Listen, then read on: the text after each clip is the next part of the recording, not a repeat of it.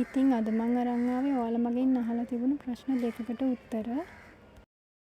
මේ වගේ නෝමල් පටි දෙකක් දාලා ස්ලිපර්ස් දෙකක් හදාගන්න අපිට කීයක මුදලක් වැය වෙනවද කියලා. ඉතින් අපිට මේ වගේ නෝමල් ස්ලිපර්ස් දෙකක් හදාගන්න සාමාන්‍යයෙන් වැය වෙන්නේ රුපියල් 500ක් වගේ මුදලක්. ඒ කියන්නේ මේ වගේ අපිම හදාගත්තු නෝමල් පටි දෙකක් දාලා මේ වගේ ස්ලිපර්ස් දෙකක් හදන්න ගම් වලට ඒ කියන්නේ ලේටෙක්ස් ගම් එක අපි අර සුපර් ටෙක් ගම් එක එතකොට අපි ආයේ පාවිච්චි කරනවා රෙක්සින් ආයේ අපි සෝල් පාවිච්චි කරනවා මේ හැමදේම දාලා අපි ස්ලිපර්ස් දෙකක් හදාගද්දී සම්පූර්ණ ගාණ බලනකොට අපිට 500ක වගේ මුදලක් තමයි වැය වෙන්නේ. ඒ වගේම තමයි තව දෙයක් මේකට ඇඩ් වෙනවා. ඒ තමයි ඩෙලිවරි ෆී එක. එහෙම නැත්නම් අපේ ගමන් ගාස්තුව. අපි මේක සමහර වෙලාවට ගෙදරට ඕඩර් කරගන්න පුළුවන්. එහෙම ඕඩර් කරාම ඩෙලිවරි ෆී එකක් දෙන්න වෙනවා. එහෙම නැත්නම් අපි ගිහිල්ලා ගන්න වෙනවා. කොළඹ හරි කොහේ හරි අපිට තැනට ගිහිල්ලා ගන්න වෙනවා. ඉතින් ඒ ගමන් ගාස්තුව මේකට ඇඩ් වෙනවා. ඉතින් අපි සාමාන්‍යයෙන් සෙරෙප්පු දෙකක් හදන්න එක සෙරෙප්පු ජෝඩුවක් හදන්න නෙමෙයිනේ බඩු ගන්න. සෙරෙප්පු ජෝඩු ගොඩක් හදන්නනේ බඩු ගන්න. එහෙම ගත්තම අපි ගමන් ගාස්තුව ගත්තම ඒක බෙදලා එනකොට එක ස්ලිපර්ස් ජෝඩුවකට රුපියල් 25ක 30ක මුදලක් ඇඩ් වෙනවා ඒකෙන්. ඉතින් එහෙම බලනකොට අපිට මේ වගේ ස්ලිපර්ස් ජෝඩුවක් හදාගන්න කොස්ට් එක වෙන්නේ 530යි.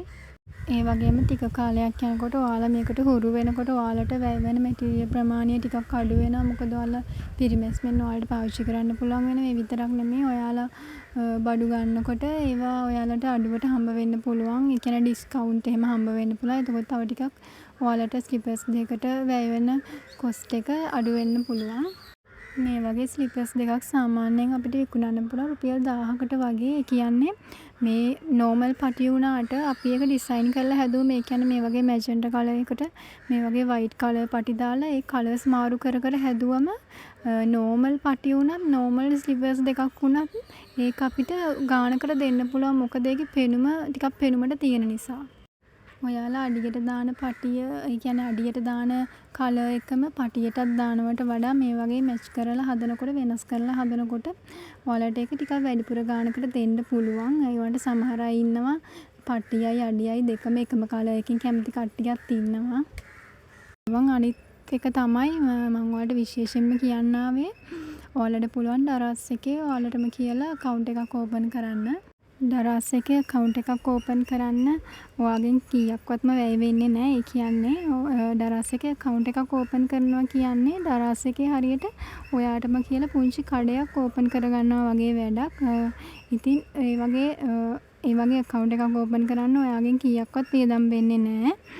ඒගොල්ලෝ අය කරන්නේ ඔයා ස්ලිපර්ස් දෙකක් විකුණුවොතින් දරස් එක තුල ඔයා ස්ලිපර්ස් දෙකක් සෙල් කරගත්තොතින් ඒ සෙල් කරගත්තු ස්ලිපර්ස් දෙකට කමිෂන් එකක් තමයි ඒගොල්ලෝ ගන්නෙ.